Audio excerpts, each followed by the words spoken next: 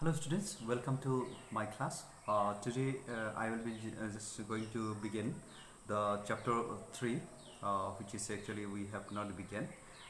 We have already discussed about the sources of this chapter 1, and today we will be talking about the literary sources. Now recently I have talked about this many of the historians how they are manipulating, and then there are some deleting and adding is done, and that is the history today suppose we are finding. So anything is a or that is actually occurred during that period, those things are actually not much actually elaborated or exposed by the varieties of the historians. So today let us know about how this literary sources actually giving us the information through which we are able to construct the history very clearly. So the literature available for this period, it includes most of the times chronicles, then accounts of foreign travelers, then course records, and also the teachings of various religious leaders at that time. So let us talk about the chronicles. Now, what this chronicle actually all about? Now, the proceedings of the king's court were actually meticulously maintained by each ruler, and in fact, the royal courts appointed chroniclers to document the daily proceedings in the court's king's court. In fact, it may say you have to realize that whatever the judgment, whatever the discussion is taking place uh, in a different matters, when the actually the kingdom is under pressure, or maybe the some battle, or some maybe some kind of like a planning is taking shape, then these are the people who are actually there to document the things and all every day. So that is actually the chronicles here is referring all about, and this kind of like a documentation actually known as the chronicle. So here one certain name is mentioned, that is about Minhaj-e-Siraj. Minhaj-e-Siraj wrote the Tabakat-e-Nasiri, which he dedicated to Nasiruddin Muhammad, a king of the Delhi Sultanate at the time. And then also we have got another reference, that is the Tabakat-e-Nasiri gives a first hand, that is account of historical events starting from the conquest of Delhi by Muhammad Ghori in 1260 CE. And also the you can hear about the Tariq-e-Firoz Shahi by Ziauddin Barani gives us details of the Firoz Shah Tughlaq's reign. So these are the chronicles that we are able to hear. So there are still amples of chronicles are there, which perhaps has not mentioned in this book.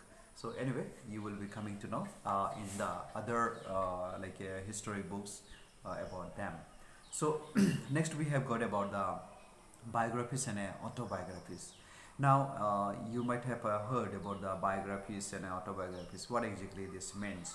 Now see, we will talk about the Mughals. So for the Mughal period, a vast fund of sources such as like the Akbarnama and Ain-e-Akbari by Abul Fazl are actually available in these sources.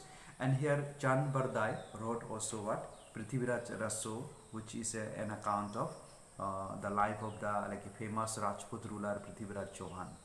Then again you will hearing about the Babur. Babur, of course, he came to India 1526, especially in the first battle of Panipat. So Babur also wrote his autobiography, the Tuzuki Baburi, okay, and it is also known as the Babur Nama, okay, and in fact Babur and Jahangir were the only two Mughal emperors, okay, that they have written about it.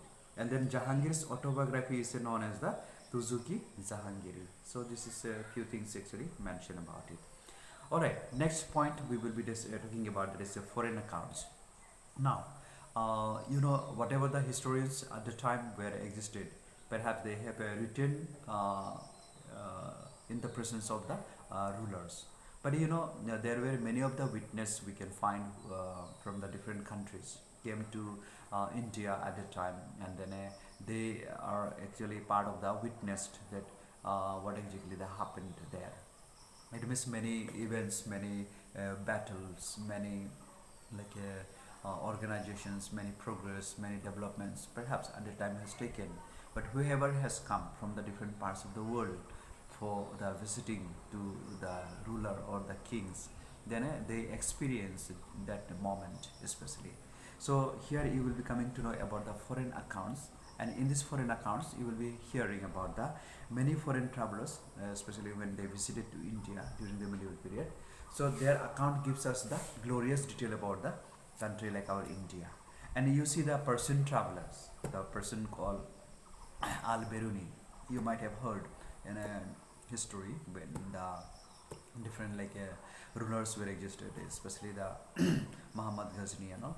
So how this Al-Biruni came to India, and during the 11th century with a person called Muhammad Ghazni, and he wrote the Tahqiq-i Hind, or we can call it like an inquiry into India, describing the social and cultural setting of India. So it means they don't go and attack, but in the beginning they come and they study the matter over here. Before also British arrived in India, they also, some members have come, and different parts of the states they visited, and then they got the information about the population, about the culture, about the dress code, about the food habits, about the behavior, about the conduct. So many other areas the British also made a kind of a study, and then they started coming to India. So that is the information that they take fast, and then they according to that they actually behave. According to that they are actually working and putting their program into action. Okay, so therefore you can hear about them. And here the another person, that is the Moroccan traveler, his name is Ibn Battuta. So he visited India in the 14th century, and then he wrote about the reign of Muhammad bin Tughlaq. So he visited, of course, during his time, and then he whatever the situation actually took place, he actually wrote about it, and then he is what called like a presenting. So other foreign travel accounts include the works of like a Portuguese traveler, then Domingos Paes during the reign of Krishna Deva Raya, or the Vijayanagara Empire, and William Hawkins. So the English ambassador at Emperor Jahangir's court, also you can hear this how this William Hawkins actually visited to Jahangir's court, and then how he dealt with the ruler, and what the conversation actually has taken place over there. Those are all actually kept as a record. Okay, so that's why it is very important that different travelers from the other countries are visiting, and then they are witnessing that these are the period where actually existed, and these are the events have happened. So even they also have written their documents. Okay, so next we have got archaeological sources. Now sources could be so many ways of we can construct the history. So let us know about the archaeological sources, and in these archaeological sources, which are the material made available for knowing the history better. So here first is archaeological sources for the medieval period include inscriptions. So first source is inscriptions. Second is coins. Coins, of course, very much important. Then monuments. Monuments we have seen. Then sculptures, and then also paintings. So these are the few things that is actually we need to know very clearly. So let us know about the inscription. What are the inscriptions we can find during the medieval period to know about medieval period more clearly. So here you can see the inscriptions are actually pieces of information that have been engraved on a large rocks in a or maybe metal surface. So what is actually we can call it like inscription. The study of inscriptions is known as the epigraphy. So inscriptions were actually issued by the rulers and were kept at the places that were actually accessible to the common people as well. So if you don't able to see, if you don't able to visit and check it up what exactly this means, then you will not able to construct history properly. So therefore it has to be exposed for the common people to know and understand about it. As today, suppose you visit to Victoria Memorial in Kolkata.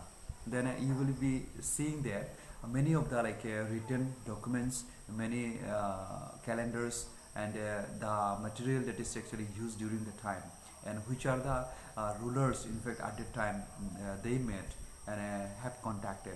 So these are the few things are actually there very nicely inscripted on the wall, and then you can read about it. You know, of course, when we visit in a large group, it's not possible to read all the history about it whenever we visit to the any of the areas. So in spite of that, we are able to know many things about the past events. All right. So here, inscriptions were actually issued by the rulers, and then they were kept for the common people to understand about it. Okay, then again, the information on these inscriptions mostly actually or included the achievements of the kings, and inscriptions also stated royal proclamations, then victories in battles, and donations made to the religious centers or scholars. So these are the also few things that is actually made available, through which you will come to know that during this period, these are the materials, these are the things, these are the hours are actually provided to such people. Those clues are or evidences are there. So the Chola, now see when we talk about Chola, that is medieval period.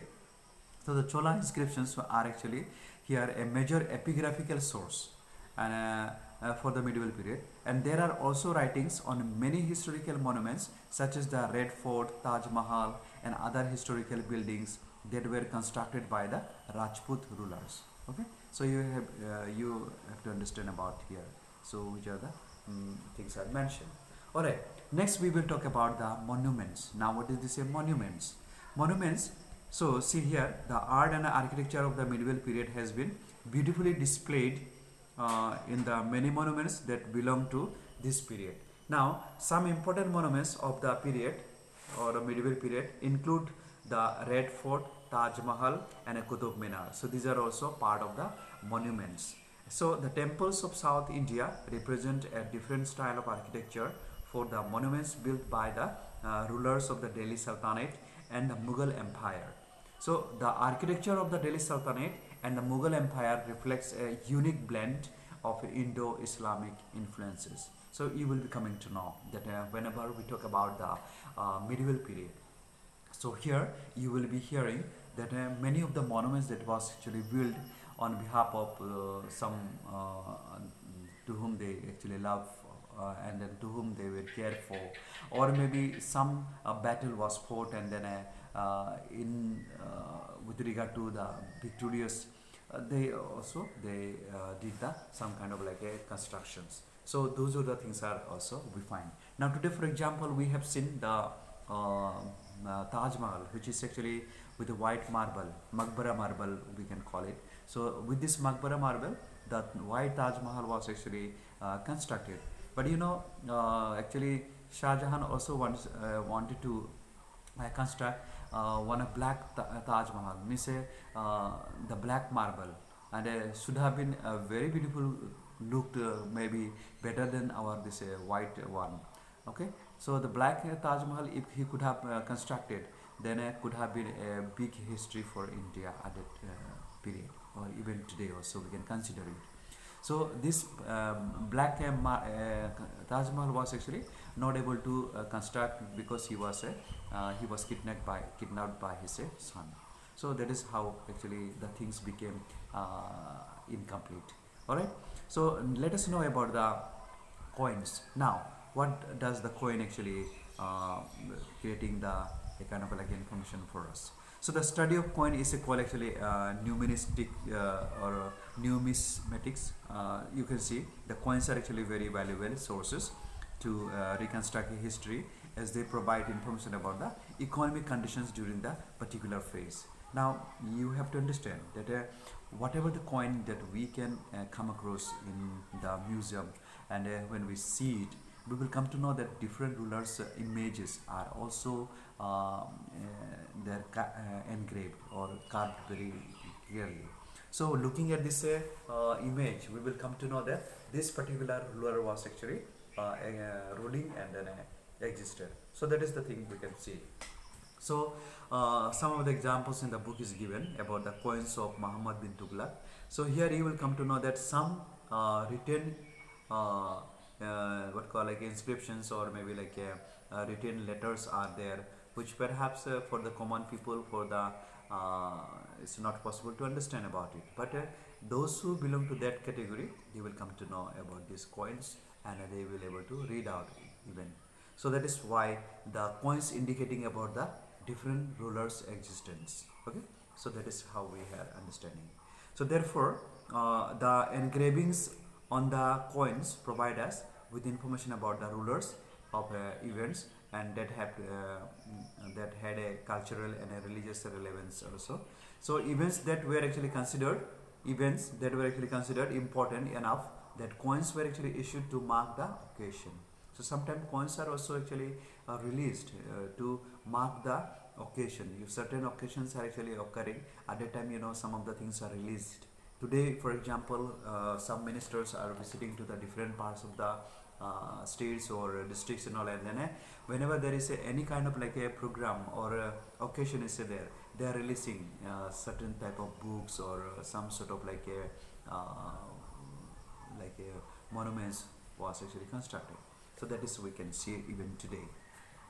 So here, the change in coins that was actually witnessed during the Muhammad bin Tughlaq's reign reflects the condition of economy during his rule. So the coins of one ruler found in a distant land also suggested a trade contact one kingdom might have had with another, or the extent of the kingdom. Now, that is the thing. Suppose a coin you might have found in India, and the same type of coin suppose you find in Sri Lanka. Most probably this particular coin was there, means what, his extension, his kingdom was also maybe extended to up to the country like Sri Lanka or maybe Myanmar. So like that is there. Whenever the coin is found in different parts of the like a country, or neighboring countries, then you will come to know that his kingdom was actually has extended up to that country. So that's why it is indicating about the kingdom event. So are you clear now? These are the things are how we are actually going to study. Next we have got the last part of this chapter, that is about the sculptures and paintings. Now see, what does this sculpture and painting actually talking about. Now medieval period has a large variety of sculptures and paintings, and the sculptures mostly include figures of rulers and the different deities that were actually worshipped during this period. So these sculptures were actually carved out of wood, then stone, metal. These are the things we can find. So the bronze statue of Nataraj is an important piece of architecture from the Chola period. Now this Nataraj during the you know especially when the dancers are dancing, this Nataraj style, they are utilizing their posture and all. So most probably this is the dancing a kind of like a deity which is actually what called like created during the Chola period. So that is how we can understand about it. So paintings of the medieval period actually revolve around court scenes, mythology and kings and their queens. And during the Mughal period, the miniature style of painting also developed. Now, when we talk about the miniature, means what? The small paintings, the small structures, not a huge like a wall and all painting and all, not like that, but it is the small painting also actually developed during that period. So students, now you have very much like a cover up this video. So you just go through this particular books, especially read through the different chapters, and you will come to know many information hidden in these paragraphs. And also you come to know about the different meanings of the term given in the history, this chapter 1. So take care of that, and all of you get familiar with the different terms, so that in the next chapter or maybe in the next class when you go, you may not be able to remain unfamiliar with these terms. So today, for example, whatever the new terms you get, you must get the meaning and you learn properly and don't forget about it. All right. So I'm leaving this paragraph, and then we will go to the next chapter in the next class. Okay. So thank you, and have a great day ahead.